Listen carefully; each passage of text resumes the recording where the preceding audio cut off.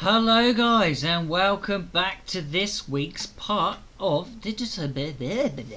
Welcome to today's digitization of the week's drawing. We have already drawn this. As you can see, this is the drawing that I did this week. I've already coloured it on the paper version, and today we're going to be colouring in the digital version. I'm going to be putting down the base colours down first, and if I have time towards the end, I may give it shading as well, but as you all know, I do shading in a different video. So today we're going to be doing the layers for the two different sides, putting down the base colours for both sides, because we've got two sides of one person, as it's two become one, or half and half, this month's theme.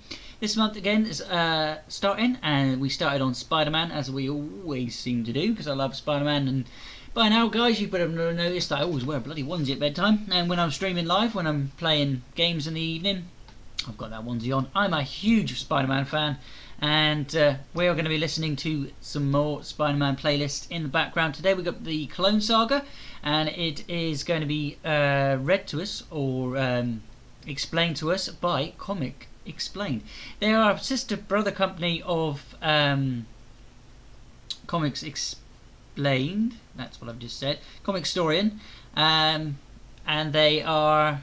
They're cool. He's cool. He's more of a explaining things, hence the name. Whereas Comic Historian, which you listen to when I'm drawing my weekly drawing, I always listen to Comic Historian. That's a bit more. What should he say? Theatrical. It gives you more of an audio book, whereas this one's more of a explanation of what characters are and what the comic means and stuff and so on like that. So that's what we're going to be listening to today, and I'll be putting down layers. Watch on the the right hand side of the screen, where I'll be putting the layers, which layer I'll be using, and how to use different layers on certain things, because again, you have to have certain layers to be able to colour under things or colour over things if you want to do certain things. And today we've done the inking already. I did that one yesterday after I finished the colouring part on the paper version. But again, guys, my name is Blut084, BLUT084, Art and Games. I'm here every single day on YouTube. I am occasionally on Mixer, if the Xbox decides to work, which I'm trying to get playing of We Happy Few, because we're doing masks and half. So it's half happy, half not so much. I'm trying to keep it into a theme.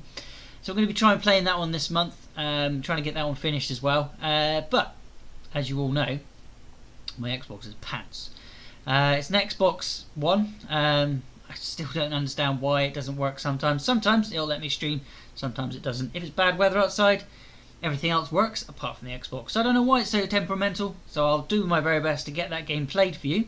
If I don't, then I will be playing Steep. I've already completed the Spider-Man PS4 game to the max. I've got that one done all the way from all the story in the main game, all of the challenges in the main game, and all of the collectibles in that main game. Also, we've got the DLC part of that. I've got the DLC 1, 2 and 3 parts all done of that one.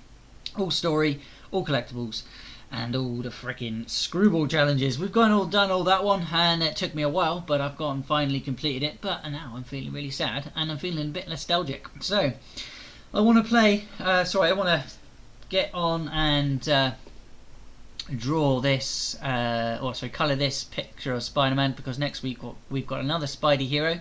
Well, anti-hero.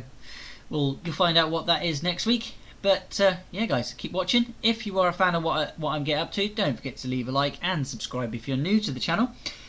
But if you just want to have a chat to me and see what I get up to, you can come over to Instagram and leave me a comment over there and ask what you would like for the next theme. Next month is going to be again something different, but as we've now started the February, we're going to be getting this done. So let's, without further ado, get that playlist playing in the background. So I've got something to listen to, something you've got to listen to, and something I've got to concentrate on while I'm concentrating. So keep watching and enjoy. Robcore. I know some of you guys are probably just like, oh god, here we go. Clone Saga, really? Okay, here's the deal. Clone Saga is a huge story. I mean, it's insane. It's the perfect example of what happens when a publisher runs away with a story and makes it a lot more complicated than it needs to be. Like, 95% of the stuff that happens in Clone Saga doesn't matter. But there's like is extremely important. So what we're going to do is we basically condense the Clone Saga down. And what we're going to do is we're going to do this in 4 videos. All right, the first video, the one we're doing now, is going to focus on Ben Reilly. The second video is going to focus on Kane. The third video is going to be the trial of Peter Parker, which is where everything kind of comes to a head. And then we're going to do the conclusion. Now, my ability to do this Clone Saga video comes by way of Sal over at Comic Pop. So you guys need to go over to his channel and say, what's up, sub, check out his videos, that kind of thing. But he's like the most knowledgeable person when it comes to Spider-Man that I know of, because he's been reading it forever. So I mean, like he was born and raised on Spider-Man. And so because of that, I went to him and I said, okay, if like Clone Saga was released today and it was like a 12 or 20 issue story, whatever it is, a limited series, what stories would there be to comprise that limited series? And he's like, I see where you're going. So he sends me like a list of like 16 comics that matter. And I was like, okay, cool. So I just kind of, went through and, added bits and pieces and subtracted bits and pieces and so on. But it's made it possible for us to actually do this. So here's the deal about Clone Saga. Clone Saga goes all the way back to 1975, really the mid-1970s. But the caveat to this is that there's 2 of them. When people say, man, I hate Spider-Man Clone Saga, they're talking about the second Clone Saga. They're not talking about the first one. The first one was pretty short. It wasn't a great big huge drawn out thing. It was really just like the introduction of Miles Warren, the Jackal,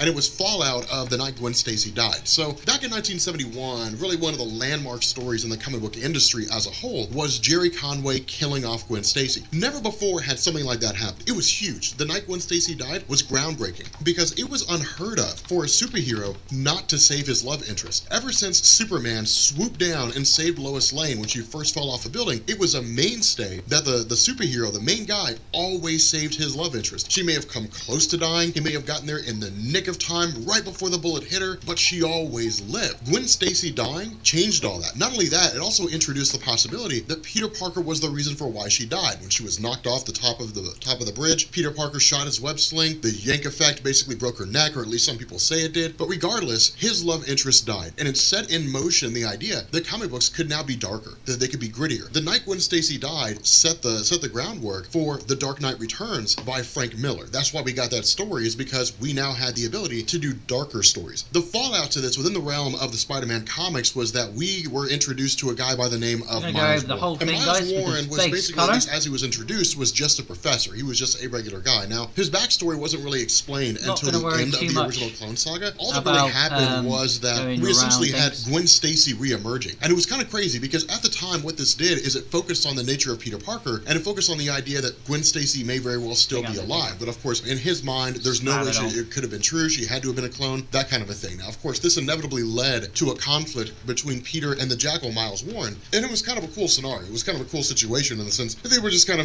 beating each other up and carrying on. And, the idea of Miles Warren holding this grudge that he never fully explained to Peter. Now, at the conclusion of the original Clone Saga, which took place in the Amazing Spider-Man 149, really, I guess the conclusion was kind of fleshed out over the course of 150 and 151. But at the end of Amazing Spider-Man number 149, what was revealed to us is that there was a guy named Anthony Serba. And this guy was, again, a scientist or, a guy working alongside Miles Warren. But it basically seemed as though Anthony Serba and Miles Warren were working on cloning technology. Anthony Serba was successful in the idea of cloning a frog. And in turn, Miles Warren got the idea of cloning 2 DNA samples. Now, we didn't know exactly who they were, but of course, we ended up finding out that it belonged to Gwen Stacy and Peter Parker. Now, of course, when Anthony Serba basically realized that it was 2 humans, he was going to alert the authorities. Miles Warren freaked out, tried to stop him, and accidentally killed him in the process. And what this did is it created a psychotic break in the mind of Miles Warren in the sense that he began to distance his own actions and creating a fictional person to have essentially done it, saying, well, the Jackal was the one who did it, not me, the Jackal, and so on and so forth. But by going through and cloning Peter Parker and Gwen Stacy, the first person to pop up was Gwen herself. Now, of course, Gwen was basically taken by Miles Warren, and she was indoctrinated, or at least had all the memories of her original self pulled out. Now, that was the whole basis behind the clones. The clones were created down to a T. So, the character that would later become Ben Reilly had all the memories of Peter Parker. This clone of Gwen Stacy has all the memories of Gwen Stacy. This was a trend that was basically reworked by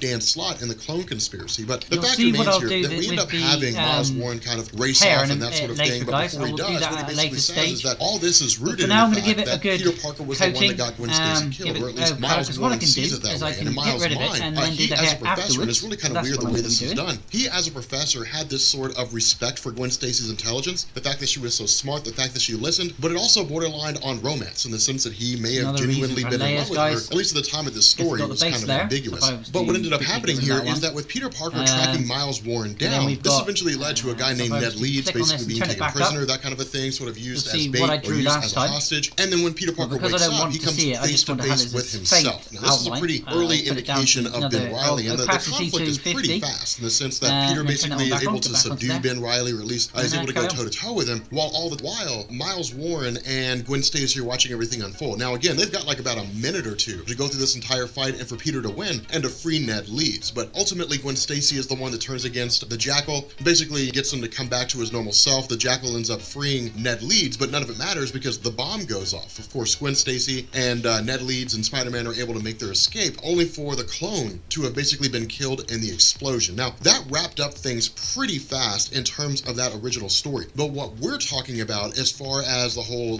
Amazing Spider-Man scenario goes, what this actually does is it picks up with a backup feature in Spectacular Spider-Man 223. And what this did is it basically focused on the life of Ben Reilly following the events of Amazing Spider-Man 149. What we had basically found out was that Peter Parker had looked around and come to the realization that if the clone, or if the body of the clone were to be discovered, somebody would unmask it and somebody would realize that it's Peter Parker, or at the very least draw the conclusion that Spider-Man is Peter Parker. And so because of that, the body of the clone was disposed of, only for the body to have survived. And so what this did is it set in motion two stories. The first was a story called The Lost Years, which really isn't relevant. I mean, it is insofar as like Ben Reilly was alive and what he was doing, but nothing good happens there. I mean, it's this short thing and it's not very interesting at all. But with regards to this story, what this does is it tells us how it was that Ben Reilly got his name. And what this does is it actually picks up with Ben Reilly kind of making his way and just kind of going through and trying to figure out what it is that he's going to do when he's on a bus. Ultimately, the bus ends up stopping. They kind of get into a wreck on a rainy night or something like that, and they end up having to stay in a hotel.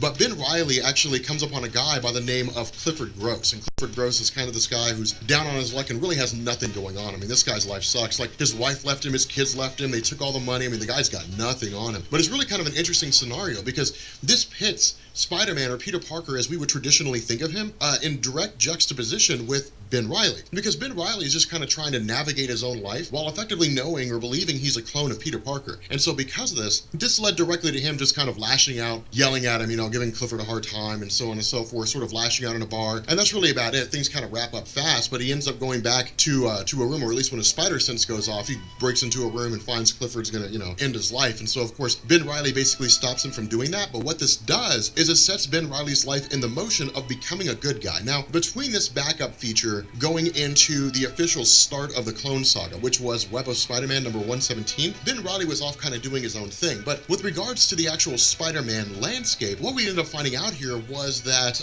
Aunt May was basically, she'd suffered a heart attack and she was on the verge of dying, and so the idea was that Marvel wanted to actually kill off her character. Now, this is, again, one of the funny things about the Clone Saga, because this is not an event. Like, it's not Civil War, it's not, House of M, it's not anything along those lines. This was designed by Marvel to basically come back and say, let's get rid of Peter Parker, because remember, this is the mid-1990s, so Marvel's whole, oh my god, we're on the verge of bankruptcy kind of thing is really running awry. And it was one of these moments when Marvel kind of looked around and said, okay, maybe the reason why our sales are struggling financially is because of the fact that everything is stale. So let's get rid of Peter Parker, let's eliminate him, let's bring back Ben Reilly, the clone from the Amazing Spider-Man 149, and let's have him take the place of Peter Parker and write Peter Parker out. That was supposed to be a short-knit, really quick method of storytelling. The problem was that this story proved to be so popular that editorial stepped in and they said, just keep it going. Write whatever you have to write. Write a comic about the sun setting. We don't care what you do, but just keep it going. And so what initially started out as what was likely supposed to be, a 10 or 11 issue storyline turned into 200 plus. And by the time it was all said and done, it was so insane that people were just like, it boggled the mind. People didn't even know where to begin. Because Marvel at the time this story was written was publishing 4 different Spider-Man stories, some of which were losing their titles and being changed over to new titles. So imagine that you're reading Spider-Man and then suddenly Spider-Man becomes Peter Parker Spider-Man and you're totally lost in terms of where you're supposed to go because the numbering remains the same or something along those lines, and it confused the heck out of people. But in terms of the actual Clone Saga, the official start of this, Ben Reilly returns to New York, and the reason why is because of the fact that he learns about the fact that Aunt May's sick and is almost done with all her living. Now, the reason why this matters is because of the fact that going into this road of redemption for Ben Reilly, he was basically And there you catching go, up, guys. and he You was can see trying to where I find a put way to do the different right layers. thing, or trying to be a good guy. So So you can he colour genuinely over what cares you- about the Parker what you family. thought I mean, you we would found have, out, at the end coloured, of Spectacular when you shouldn't Spider-Man have coloured. 223 in that backup feature, that when he was asked what his name was, he took the first name of Uncle Ben, and he took the last name of Aunt May before she was married, and just called himself Ben Reilly. He genuinely cares about the Parker family. He doesn't really see himself as Peter Parker, but he still has memories of a life he never lived. He has all the memories of Peter Parker. So he remembers everything he was taught, by Uncle Ben. He remembers Peter Parker, the emotions he felt, the experiences he had when Uncle Ben died. And so what this does is, with his arrival, it immediately pits Ben Reilly and Spider-Man against one another. And the reason why that's kind of cool is because, remember, Peter Parker, as far as he's aware, Ben Reilly's dead. The clone's gone. He has no reason to believe that it's still there. It's effectively gone forever. And so because of this, in the midst of their conflict, Ben Reilly basically unmasks Peter Parker and says, you know exactly who I am. I'm your clone. Now, of course, this brings back all the memories that Peter Parker has of the original Clone Saga from Amazing Spider-Man 149, and it sets in motion the entirety of the Clone Saga event, because Peter Parker believes he's the genuine one. He's like, I'm the real Peter Parker. But it creates a really kind of confusing situation for him, because with Ben Reilly having returned, now the question is Peter the clone, and is Ben Reilly the real one? That was the whole basis of the Clone Saga. That was the whole idea, was to basically set things in motion and kind of cause a little bit of panic here and there. Now, of course, what this ended up doing is it also introduced a guy by the name of Judas Traveler. Now, this guy had a couple of appearances here and there. He was one of the side plots that went on during the events of Clone Saga, because again, that's one of the reasons why Clone Saga was so confusing. You had the overarching Clone Saga event, and then you had all these small events that took place during the story, because again, it was supposed to be a new shift, a new status quo that was supposed to happen. So of course, essentially what had happened is Judas Traveler had taken over Ravencroft Asylum, which is where all the, some of the craziest members that Spider-Man has to face are, basically reside at. Carnage and Shriek and so on and so forth. And so it's basically this scenario, kind of this gauntlet, so to speak, that if Peter Parker loses, he'll die. If Judas Traveler loses, they'll win, so on and so forth. But again, this was just designed for the purpose of bringing in the character of Peter. At the same time this was happening, Marvel began to focus more on the Ben Reilly character. And so what Ben Reilly had basically done is working alongside Peter Parker, at least once they got their kind of issues resolved and once they stopped fighting each other and started teaming up, Ben Reilly went forward as a new version of Spider-Man called Scarlet Spider. Now, the cool thing about Scarlet Spider is that he's got his own costume, and it is amazing. Scarlet Spider's costume looks so cool. It's like this 1990s, I'm hip, kind of thing. But the actions of Ben Reilly running around as Peter Parker also drew the attention of some of his own villains, most namely Venom. Now, at the same time that this was going on with regards to Venom kind of tracking down Ben Reilly, it also brought into fray the idea of Marvel expanding on the symbiotes themselves, which introduced a character named Scream. Now,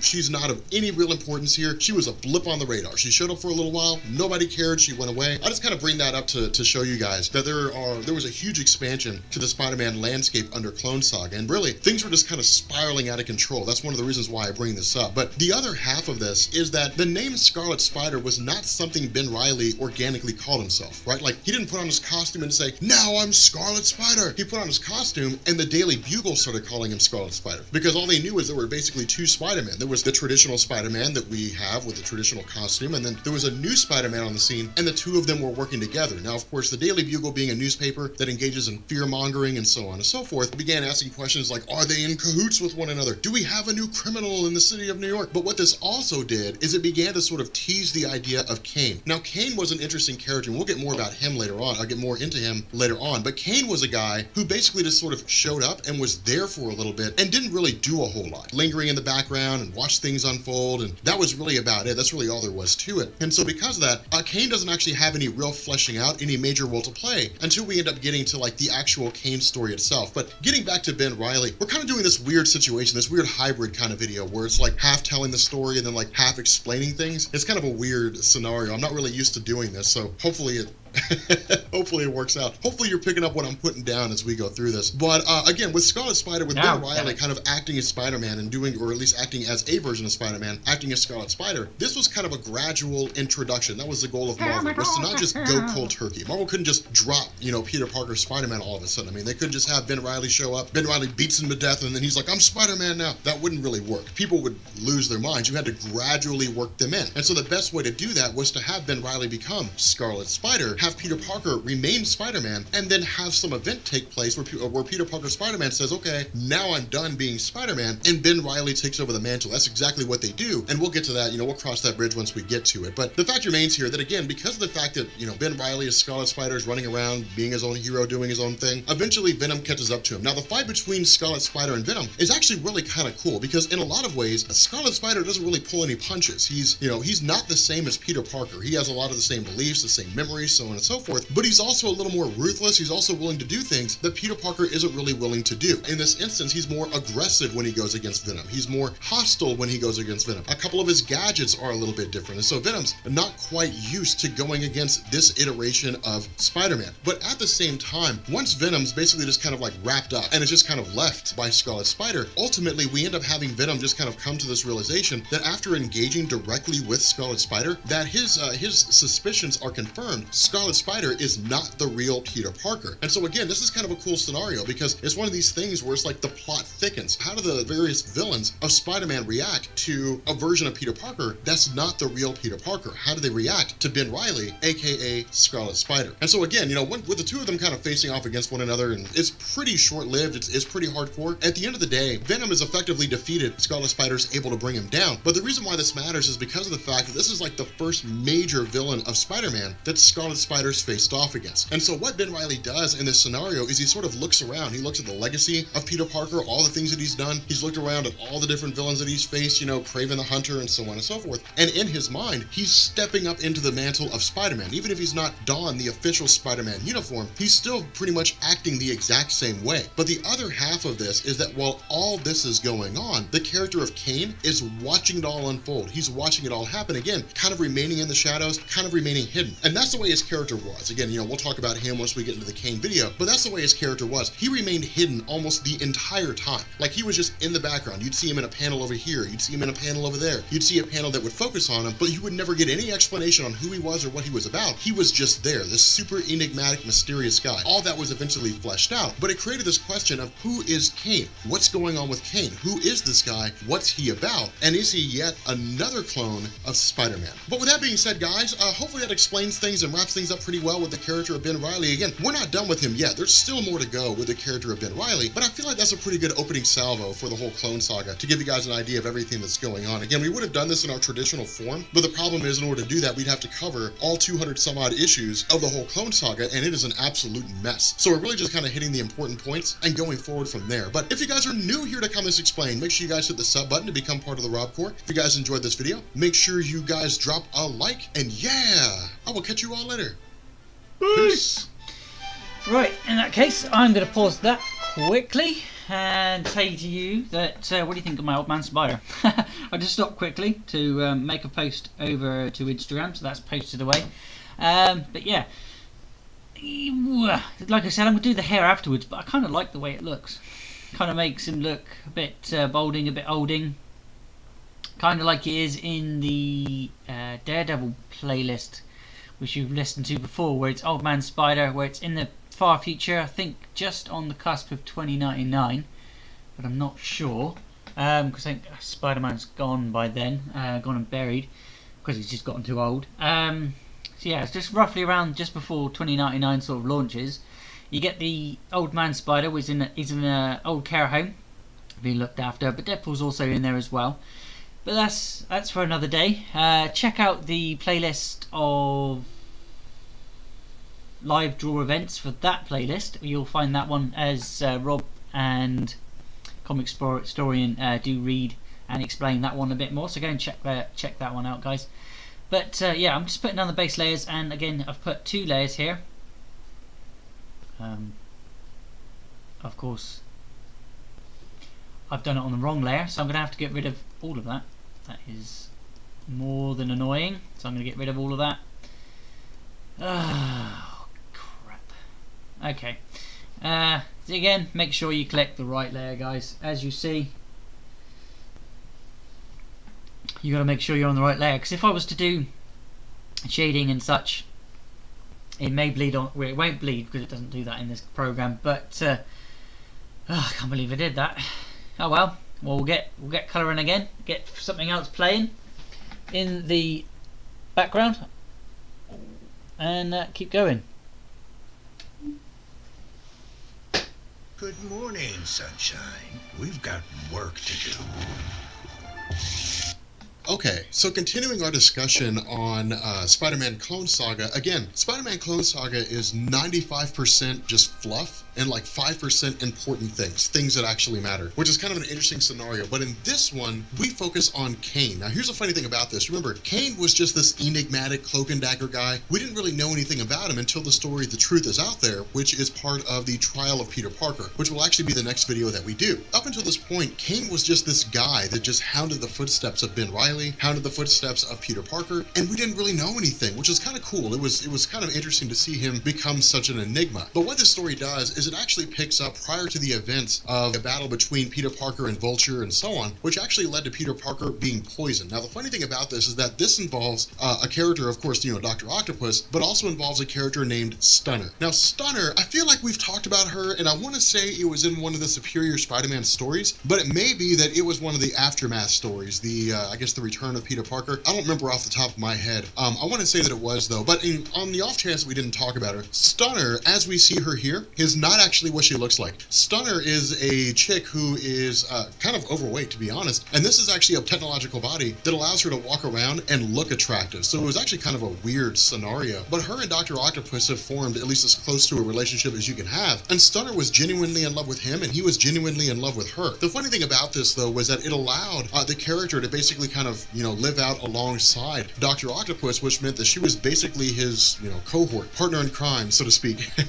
And the two of them would engage in some pretty nefarious activities in terms of committing crimes and so on and so forth. Now, the reason why this matters is because of the fact that Dr. Octopus's love for Stunner will actually be his downfall. But the crazy thing about this is that following Peter Parker's exposure to this sort of, chemical poison at the hands of the Vulture, Dr. Octopus is actually the one that's trying to work on him, trying to resurrect him. Now, again, this entire time, Aunt May is extremely sick and virtually on the verge of her deathbed, but funny enough, she'll actually recover. But again, this all really deals with the idea of Peter Parker on the verge of essentially dying. And so what ends up happening here is Peter Parker, of course, recovers temporarily. That is to say, Dr. Octopus basically says, look, here's a serum that will temporarily cure him, and then we're just going to drop him off on a rooftop so he'll never know it was me that took care of him, which is kind of funny because Peter Parker just kind of wakes up and is like, yeah, I beat this virus, and that's really about it. Now, of course, again, Kane constantly in the background, constantly watching things unfold, looking at Mary Jane Watson, looking at Stunner, these different characters, and just sort of watching these events progress. So what ends up happening here is in this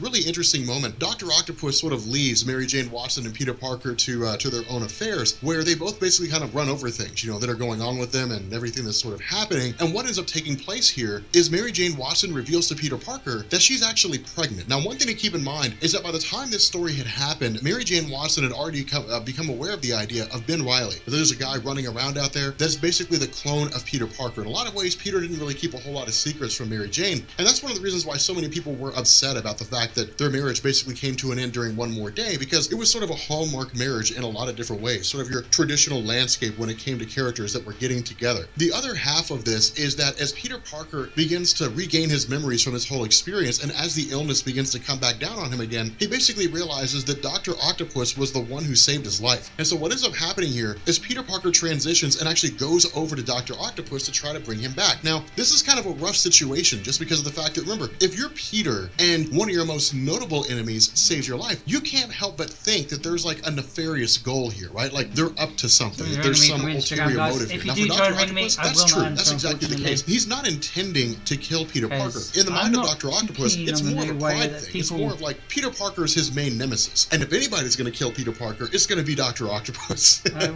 That's really the only motivation for why it is that he's doing this. In curing Spider-Man, Dr. Octopus knows his identity. He knows he's Peter Parker. Now, this put Marvel in a bit of a pickle, in a little bit of a predicament, because this is almost like the Civil War reveal before Civil War. For those of you guys that never read the Civil War comics, one of the biggest moments to take place in that story was when Peter Parker revealed his identity to the world, right? Like Iron Man came along, said, hey, look, man, you got to trust this Registration Act. I promise we'll keep your family and friends safe.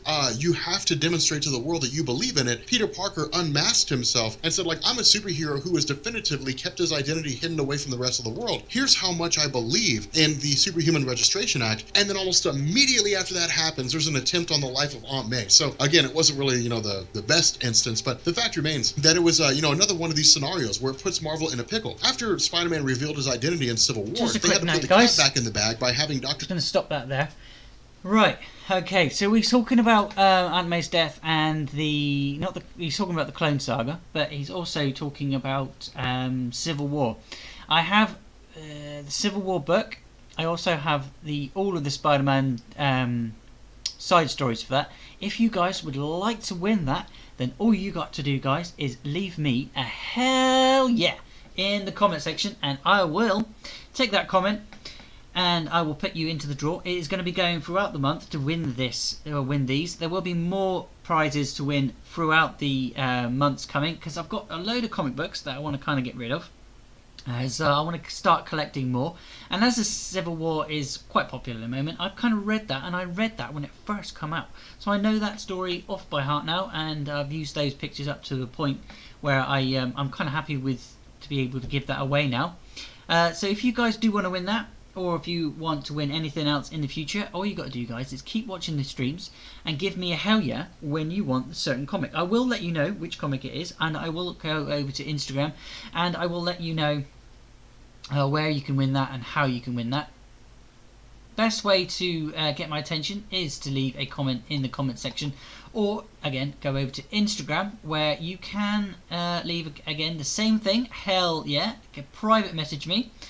And I will get that, take your name, and I'll give you a message back and take all the details. If you are under the age of 16, then I will need your parents' permission to send your things. So please, please, please, please do not send your details to me unless you have your parents' permission.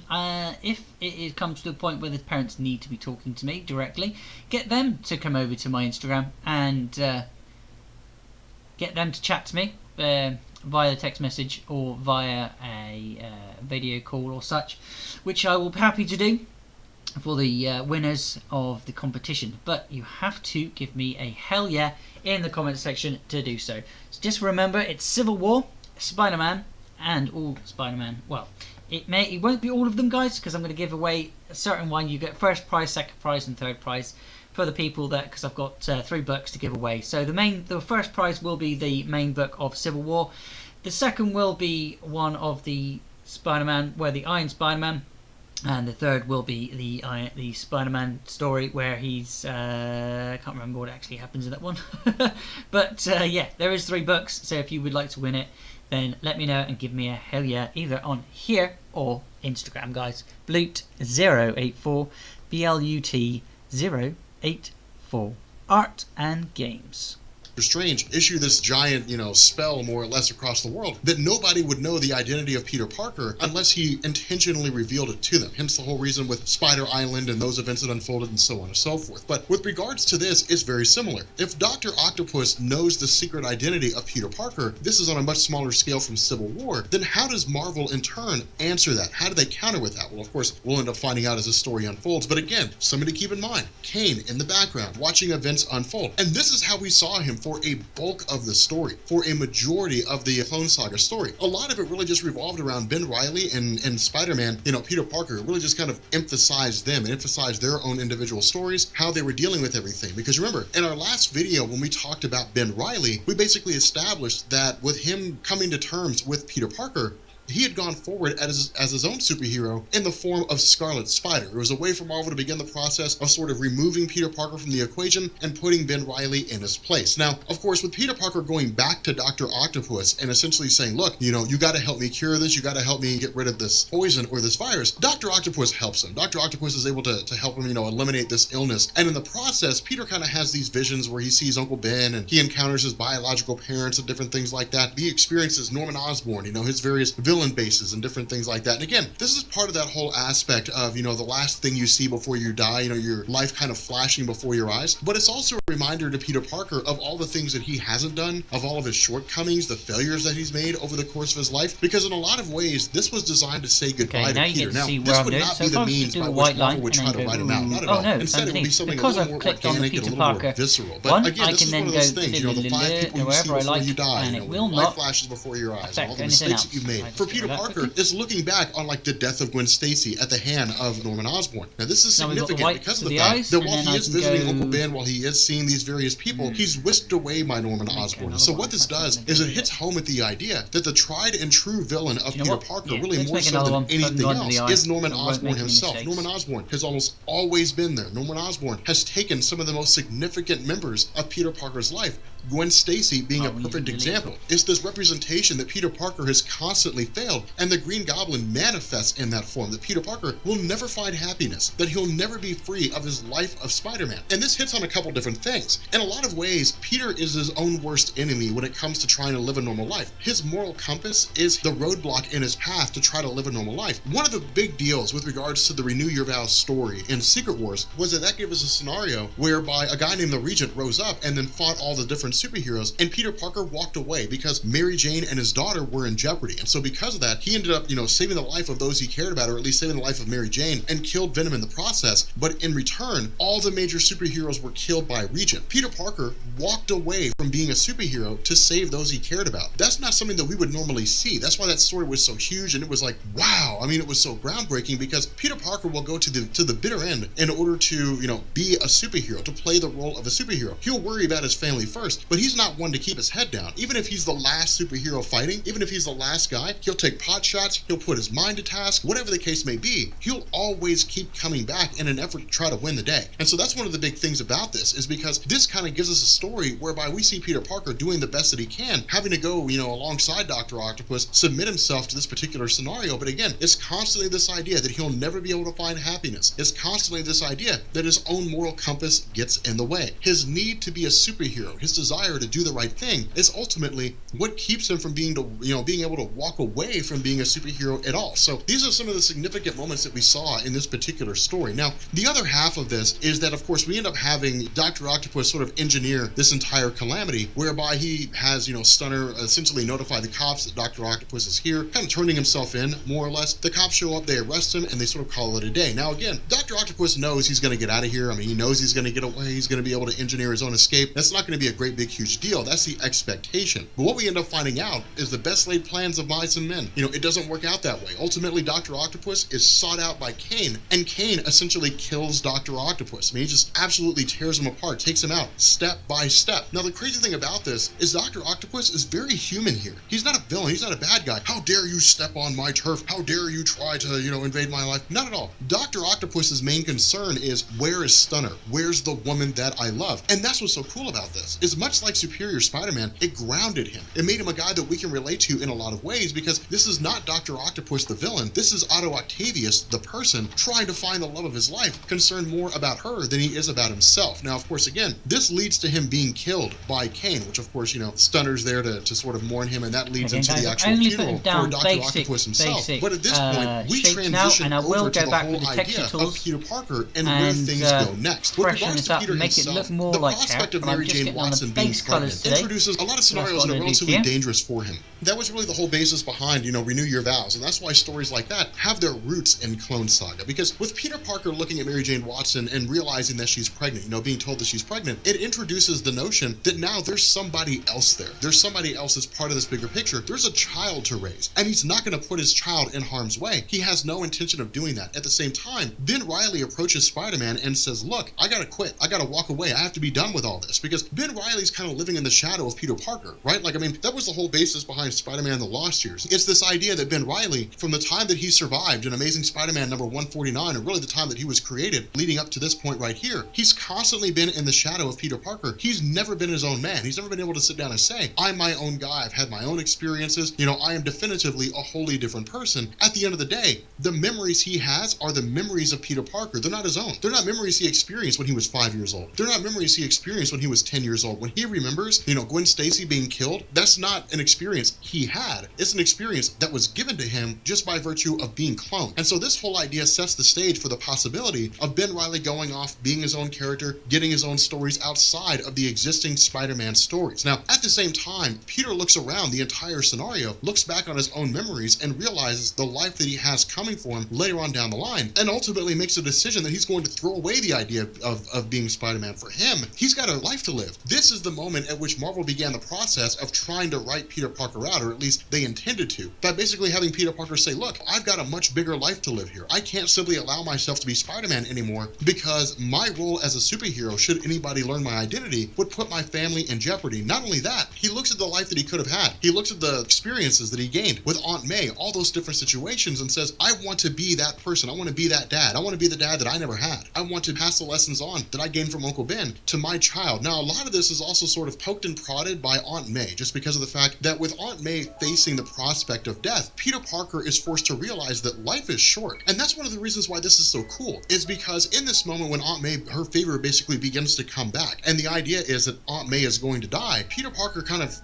begins to realize, look, I mean, tomorrow's promised to no man. It's the same experience that anybody has when they lose someone close to them. You're forced to basically realize that life is too short. You don't get second chances. Do everything that you can now, because there is no chance to do it over again. You don't get to take two. You're born into this world, you pass away, and that's it. I don't mean to say that to make it sound cynical or anything. It's just that's always how I've kind of looked at it, And so because of this, it's really kind of a great moment, because when Aunt May officially passes away, this is when Peter... A little explanation on that. I'm actually I had heart disease when I was younger. I have got heart disease.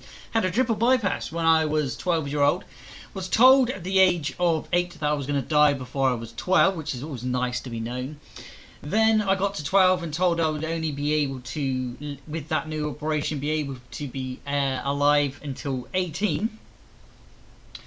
Or I would have to have another one done. Well, let's just say that I haven't had one done, guys, and I'm the age of 34. So, whatever they did, just look me up in the history books, guys, because I was the first to have a procedure called the Roswin procedure. Look me up. That was done in Bristol in UK. Bristol in UK. That was a pinnacle point for my life. It's where I started to learn to draw, and it's where I started to have a love for art and comic books and anything to do with that, or anything to do with art really. I thought to myself, right, if I'm going to die, I'm going to achieve this before I die. Well, I haven't died yet, and I'm still going. So guys, if you have got a thing that you like to do, or you thought to yourself when you were in hospital and you'd like to share it to me, I'd love to hear it. If you've got an experience that made a pinnacle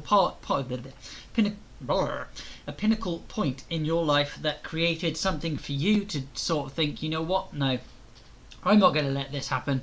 I'm going to make this happen instead. Even if this happens before this happens, I've started to do it. Well, that's what I did. And so if you guys got anything you would like to share, I'd love to hear it. And let me know in the comment section. Again, if you want to hear, if you have anything to say, just again come over to Instagram, Blut084, BLUT084.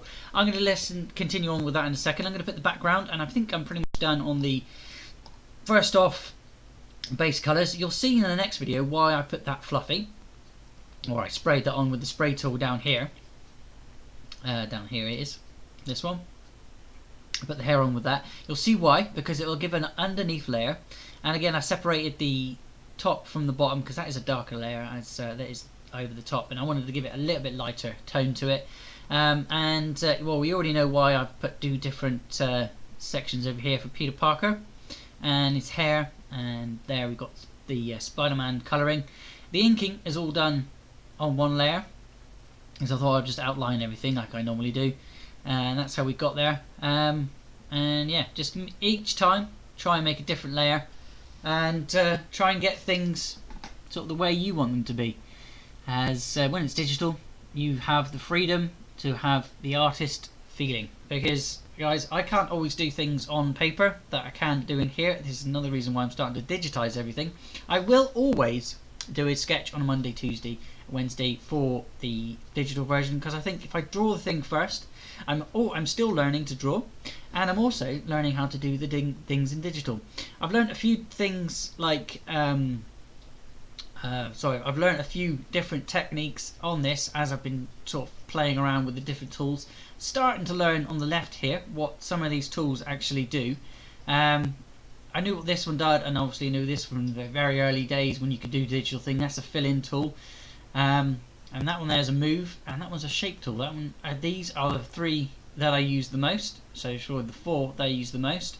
Don't generally use the filler tool that much, but I use this picking tool. So when I finish this and close this program, I will not have the colours up in the top left, and they will go away. But I can colour pick if I ever would need to, or I can get another picture and colour pick that colour and then use it on the picture that I'm using.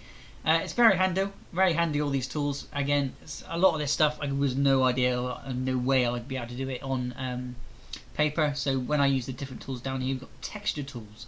I love the texture tools. So many different textures, but they're not all the textures. You've also got painting tools, so you can use build up the textures with that as well.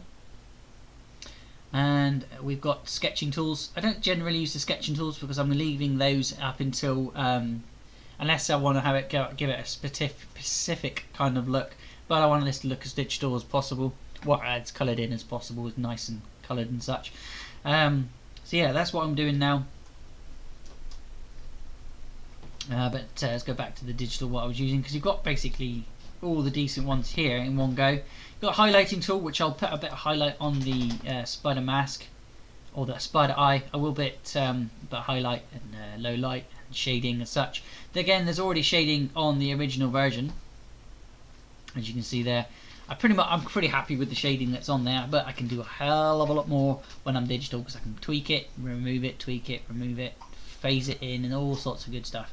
So keep tuning in, guys. Don't forget to hit subscribe and ding the bell for notifications on the next part of this video. I'm going to let this play out and give this a background, and then I'm going to end the stream, his most human, because video. remember, Aunt May was the source of everything. I mean, Uncle Ben was huge. Losing Uncle Ben was a huge moment, but it's what set Peter Parker on the path of becoming Spider-Man. Losing Aunt May, he might as well have lost his whole world. She's the cornerstone of everything that he values. It's losing his mom for all intents and purposes, and so in these moments when he's forced to basically experience this entire situation, he effectively intends to sit down and say, I'm done. I'm done being Spider-Man. I'm gonna go live my life. I've been a superhero long enough. I fought alongside the Avengers long enough. I've given enough. I've lost enough. It's time for me to go live my life. Everybody else will be okay. Ben Reilly, the Scarlet Spider, he can just take over. He can just be the new Spider-Man. It's not a great big huge deal. We look the same anyway, so as far as anybody knows that knows us individually, knows us as people, nothing's going to be the same to them. He has all my same memories. So you guys see where Marvel was going with this idea of removing Peter Parker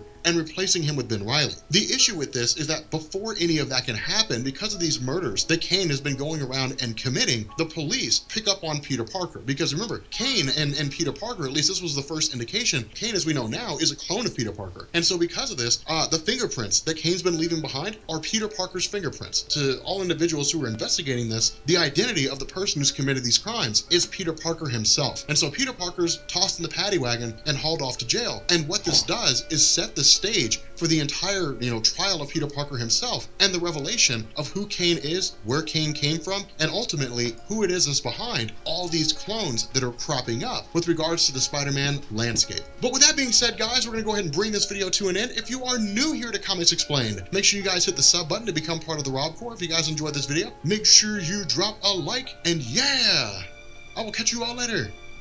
Peace.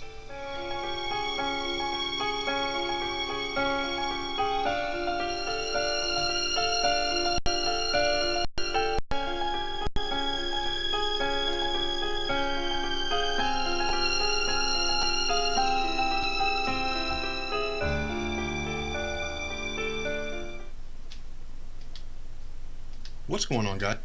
So guys, I'm going to leave that playlist for next time. We'll get listening on to some more Spider-Man. I have some more digital Spider-Man stuff I want to do. I can't show you here because I can't remember what I called it, but I'll pull it up for next time so I can show you. We have got an ultimate challenge which we still haven't finished, and because we're doing half and half and we're doing different spider sonars, I've still got to do my spider sonar, so keep tuned for that one, guys. I think what I'll do is I'll take a picture that somebody else has already drawn and do a digital spider sonar, because I want to do a little bit more on digital. I may do it on paper, but I don't want to have too much of Spider-Man in my sketchbook from YouTube, as I'm trying to do that as a theme each month. So I may do towards the end of the book, but again, who knows? I may do it. I've already done a Spider-Man, so I could just use what I've already drawn and change it to my own Spider-Sona. Still got to do Spider-Sona. So yeah, keep tuning for that one, guys. This one here is finished. My name has been Blut084, BLUT084. Tune in next time, as I will be putting the hair, the shading, and a whole load more.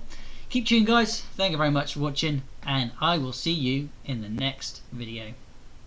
Bye bye for now.